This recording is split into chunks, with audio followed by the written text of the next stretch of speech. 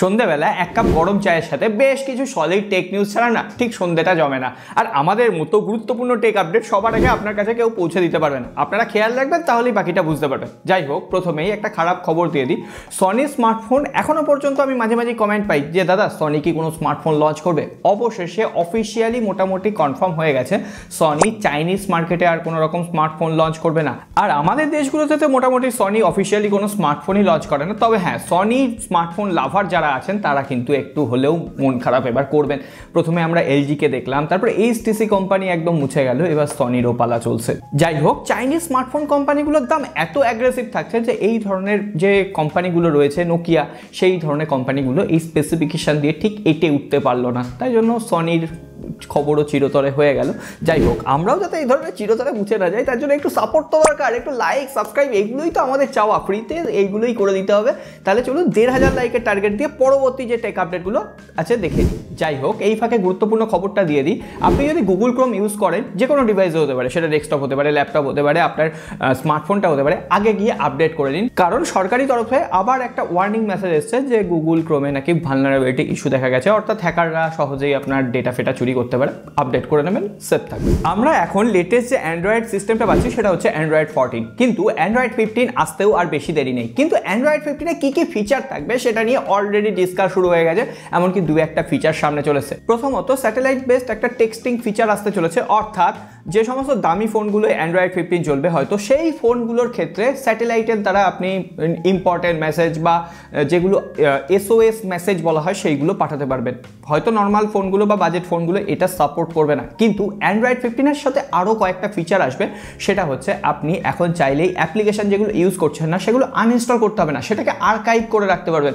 অর্থাৎ সেটা ডেটা নেবে না, ফোনের ডেটা সেভ হবে, আর চাইলেই সঙ্গে সঙ্গে অ্যাপ্লিকেশনটা আবার লোড হয়ে যাবে। এর সঙ্গে সঙ্গে বিভিন্ন ধরনের অ্যানিমেশন যোগ হচ্ছে। এছাড়াও অ্যান্ড্রয়েড 15-এ ব্যাটারির উপর আরও কন্ট্রোল বাড়ছে, অর্থাৎ আপনি চাইলে ফোনের পারফরমেন্সটা আপ এবং ডাউন করে ব্যাটারি ক্যাপাসিটি নির্ধারণ করতে পারবেন। ধরুন যে ব্যাটারিটা আপনার 4 ঘন্টা ব্যাকআপ দিত, আপনি পারফরমেন্সটা একটু কমিয়ে দিয়ে সেই ব্যাটারি থেকে 6 ঘন্টা ব্যাকআপ পেতে পারেন। তো এই ফিচারগুলো অবশ্যই সত্যি ইন্টারেস্টিং। অ্যান্ড্রয়েড 15-এ কি কি ফিচার আসছে তার উপর ভিডিও তো যাই, তার জন্য সাবস্ক্রাইব করে রাখবেন আর ঘন্টিটা বাজিয়ে রাখবেন যাতে ভিডিও মিস না হয়। কোয়ালকমের পক্ষ থেকে আগামী 18 মার্চ আরও দুটো প্রসেসর রিভিল হতে চলেছে। একটা হচ্ছে কোয়ালকম স্ন্যাপড্রাগন 8s Gen 3, আর একটা হচ্ছে কোয়ালকম স্ন্যাপড্রাগন 7+ Gen 3।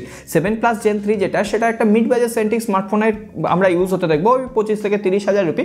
আর কোয়ালকম স্ন্যাপড্রাগন 8s Gen 3 যেটা, সেটা মোটামুটি 40-45,000 যে স্মার্টফোনগুলো আসবে সেখানে ইউজ হতে দেখবো। তবে Antutu কত আসে আর এখানে পারফরমেন্স কেমন দেয় সেগুলো ফোন টেস্টিং এর পরেই বোঝা যাবে।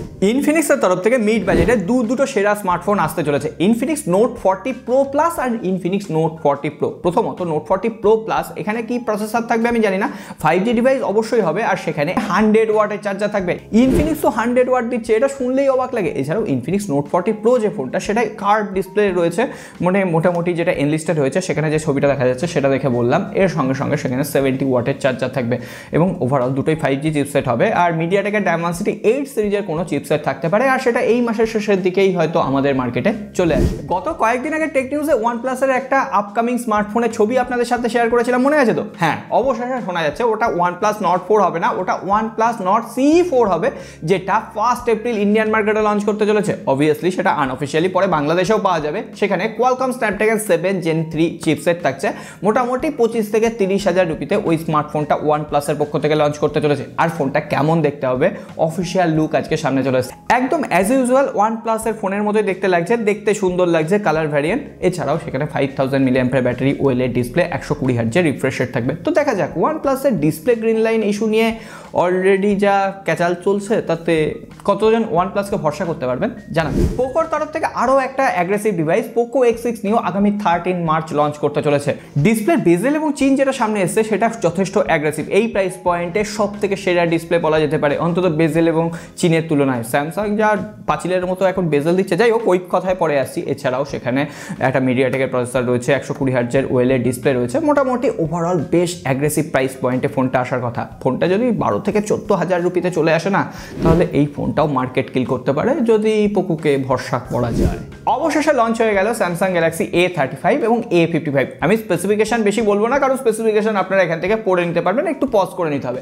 কিন্তু স্যামসাং গ্যালাক্সি A35 এই ফোনটায় A55-এও 4 বছরের অপারেটিং সিস্টেম আপডেট, 5 বছরের সিকিউরিটি প্যাচ লেভেলের আপডেট দেওয়া হবে, IP67 রেটিং, এগুলো আগের জেনারেশনেই আমরা পেয়েছি। এই জেনারেশনে আমরা কর্নিং গরিলা গ্লাস ভিক্টাস 2 এর প্রোটেকশন পাচ্ছি, 50 মেগাপিক্সেলের OIS ক্যামেরা, ওভারঅল 120 হার্জের একটা OLED প্যানেল, IP67 রেটিং। না, ওয়্যারলেস চার্জিং টেকনোলজি এখানে নেই। এখানে এক্সিনোসের দুটোতেই প্রসেসর রয়েছে, একটাই 1380, একটাই 1480, কিন্তু দামটা যা রাখা হয়েছে না, শুনলে চমকে যাবেন। ইন্ডিয়াতে বলা হচ্ছে A35 ফোনটার দাম 32,000 রুপি হবে, আর A55 যে ফোনটা সেটার দাম 40,000 রুপি হবে। বাংলাদেশে কিছু না হলেও A35 42,000 টাকা, আর A55 যে ফোনটা সেটার দাম 50,000 টাকা ছাপিয়ে যাবেই। কিন্তু ওভারঅল এই ফোন দুটো কেনার কোনো মানেই হয় না, কারণ A55 এর দামে এখন Samsung Galaxy S23 fan addition available 40,000 রুপিতে, সেখানে টেলিফটো সেন্সার রয়েছে। ওভারঅল একটা ফ্ল্যাগশিপ ফোনে যা যা ফিচার আমরা পাই একটু কাটালমেন্ট করেই আমরা S23 ফ্যান এডিশনে পেয়ে যাব। তো সেক্ষেত্রে মিড বাজেট বলে স্যামসাং প্রমোট করছে ঠিকই, কিন্তু এটা মিড বাজেট হলো আর কি বলবো বলুন। এরপরে আপনাদের ফিডব্যাক, আর এক্সিনোস প্রসেসর লং টার্মে কেমন পারফর্ম করে, অ্যাকচুয়ালি 4 বছর বা 5 বছর ইউজ করা যায় কিনা সেটাও আমরা টেস্টিংয়ের সময় অবশ্যই দেখবো। আর ওভারঅল S24-এও আমরা এক্সিনোস প্রসেসর পেয়েছি, সেটা রিভিউ তো আপনারা অনেকে মিস করে গেছেন, আই বাটনে লিঙ্ক আছে বস। এক্সিনোসের সত্যতা কতটা সেটা ওখানে দেখলেই বুঝতে পারবেন। আর আগামীকাল বড় ভাই মানে S24 আলট্রার রিভিউ আসবে, কথা দিলাম। কাজটা চলছিল, শেষ করতে পারিনি আর কি। যাই হোক, সকলে ভালো থাকবেন, সুস্থ থাকবেন, দেখা হবে আগামীকালের S24 আলট্রার খুল্লা রিভিউতে।